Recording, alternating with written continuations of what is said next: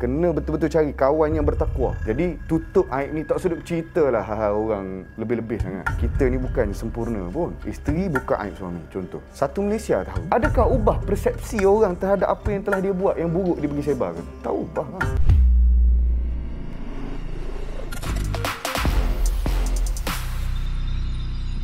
Assalamualaikum dan kembali bertemu dalam Sembang Viral untuk malam ini, berbincang tentang jiwa. Dan semua orang ada masalah tentang emosi, tetapi ada yang salurkan di tempat yang mungkin mengundang risiko, iaitu tentang trend aduan jiwa. Dan saya akan bersama dengan Ustaz Haris. Assalamualaikum. Waalaikumsalam warahmatullahi. Dan saya dimaklumkan bahawa Ustaz Haris pun terima banyak aduan setiap hari, ya? Ada. Seolah macam counter pula, kan? Okey, kalau kita melihat hari ini, ia mungkin membawa pelbagai implikasi. Yang pertama, orang kembali ada keinginan, keberanian untuk bercerita, tapi mereka memilih orang asing. Maklumat tu kalau kita macam yang profesional kita tahu, tapi bimbang kalau ia diluahkan di tempat yang terbuka dan mengundang risiko-risiko yang lain pula. Mengikut rekod daripada KKM pun, yang meluahkan pun banyak tentang emosi, tentang kekecewaan dia, tentang kejatuhan dalam hidup. Jadi macam mana melihat kehidupan hari ini? Apakah kerana orang sudah mula mencari sesuatu untuk merawat jiwa mereka?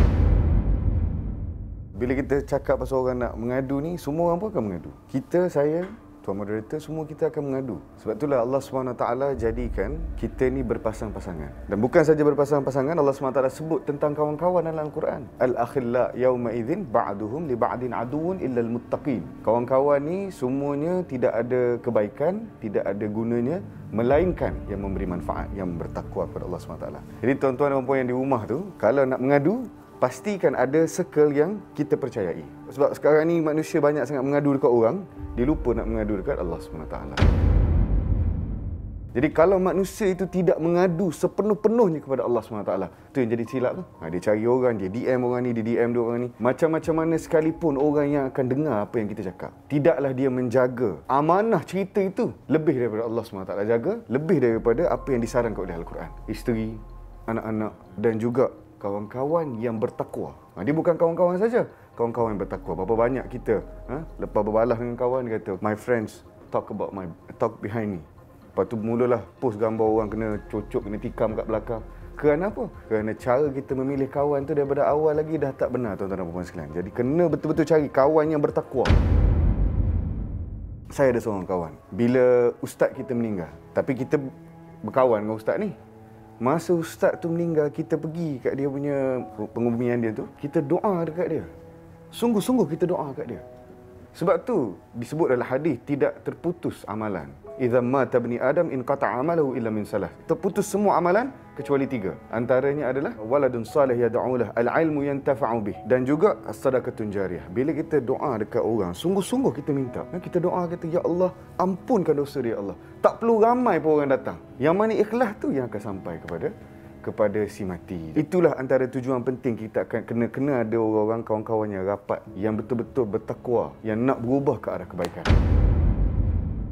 Bagi individu yang suka mengadu ni, kadang-kadang membawa juga rahsia yang peribadi, ya, mungkin juga bersifat keaiban. Contoh, dia kata kalau dia di mangsa keganasan rumah tangga, jadi kadang yang cerita pula kepada lelaki, kan, kadang mungkin dia terlalu nak bercerita sampai terlupa batasan. Bimbang daripada itu nanti akan melarat pula kepada hal-hal yang tak diingini. Jadi macam mana etika ataupun adab dalam mengadu nasib atau mengadu resah hati ni? Bila kita nak mengadu kepada orang ni, dan apabila kita terima aduan, terutamanya orang-orang yang beragama, kan, biasa orang nak cari ustaz lah, nak cerita, kan. Macam saya ni, alhamdulillah, walaupun banyak tapi tak teruk, tak ada cerita-cerita macam mana abang sebut tadi. Tapi kalaulah ada disebut sedemikian, maka tanggungjawab besar bagi seorang yang mendengar untuk menutup. Macam kita sebut tadi, kena betul-betul seseorang itu dia pasti dia cakap dulu dengan Allah SWT, baru dia boleh mengadu ke orang. Dan orang yang mendengar, dia tak boleh sewenang-wenangnya cerita kepada orang lain. Kerana apa? Satu perkara dalam agama ni, tuan-tuan dan puan sekalian, Allah Subhanahu Wa Taala dia bersifat Ghafur Rahim. Kita pernah dengar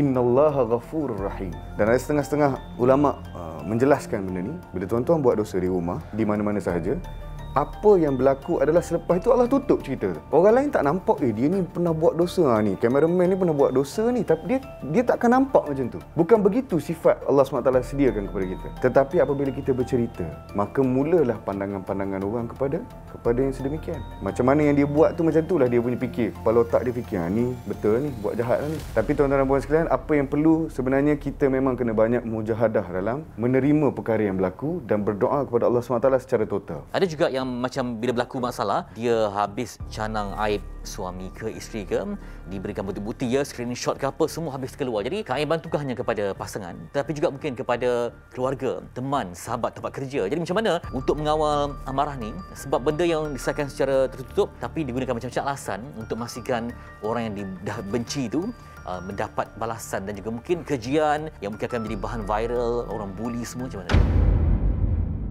Kena kita baca sirah-sirah Nabi SAW dan kisah-kisah sahabat untuk kita ambil sedikit iktibar, apply dalam masalah ni. Apabila seorang sahabat tu dia pernah berzina, dia bagi tahu Nabi, "Zana itu ya Rasulullah, saya pernah berzina ya Rasulullah." Rasulullah tak begitu mengambil berat kerana benda tu adalah benda yang aib, benda-benda yang kita buat secara tertutup ni. Ada hadis memberitahu, "Kullu umatin mu'afin illa mujahirin atau kama qala." Setiap umat aku diampunkan kecuali yang terang-terangan. Maknanya bila kita buat satu perkara dosa, kita betul-betul kena tutup dan kita kena minta maaf pada Allah sungguh-sungguh dengan niat tidak akan mengulangnya lagi. Jadi kalau kita pergi buka perkara ni ataupun kalau kita pergi buat dosa ni di khalayak ramai macam suami isteri, siapa kata boleh terpertontonkan apa-apa yang salah daripada suami dan isteri di sosial media? Tak ada dalil.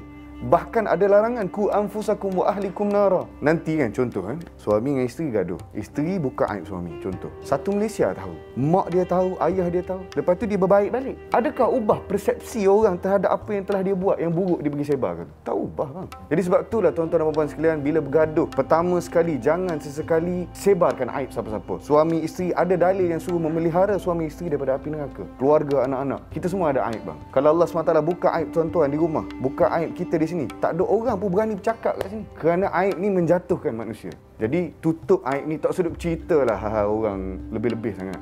Kita ni bukan sempurna pun. Tapi hari ini keaiban tu dijadikan bahan material sebab sekarang ni banyak platform lah, ada Instagram, Facebook, Twitter, TikTok terutamanya. Jadi bila dia canang tu, orang tekan like, orang share, dia rasa macam seronok, dia rasa puas hati walaupun benda tu melibatkan keaiban diri dan keluarga macam tu.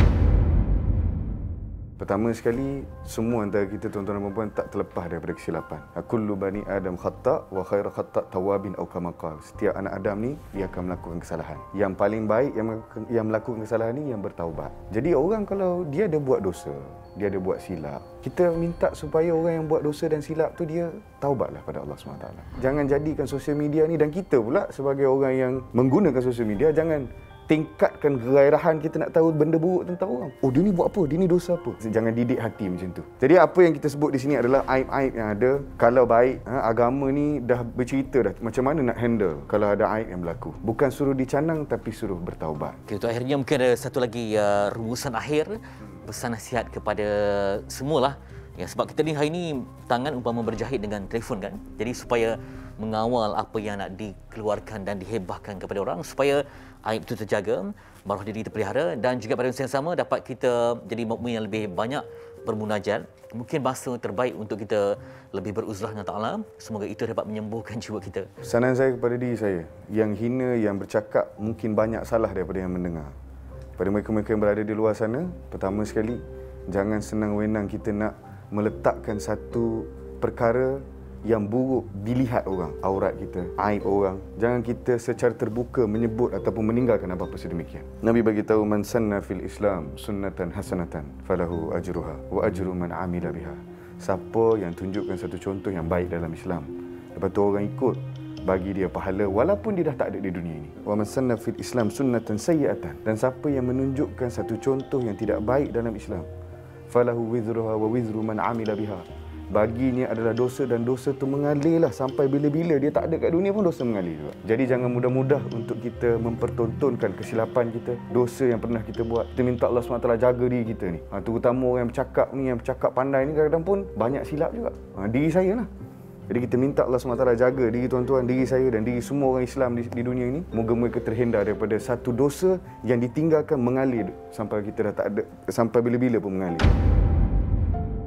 Muhasabah diri dan juga merasai pengawasan Allah, yakni muraqabah, memoga bermakna segala kebaikan. Dan jangan lupa untuk mencipta lingkungan yang baik supaya kita ini sentiasa dalam keadaan yang bersedia untuk memohon apa jua. Jadikan Allah sebagai tempat luahan yang terbaik untuk mendidik jiwa menjadi insan mukmin kamil yang bertakwa. Jumpa lagi dalam Sembang Viral.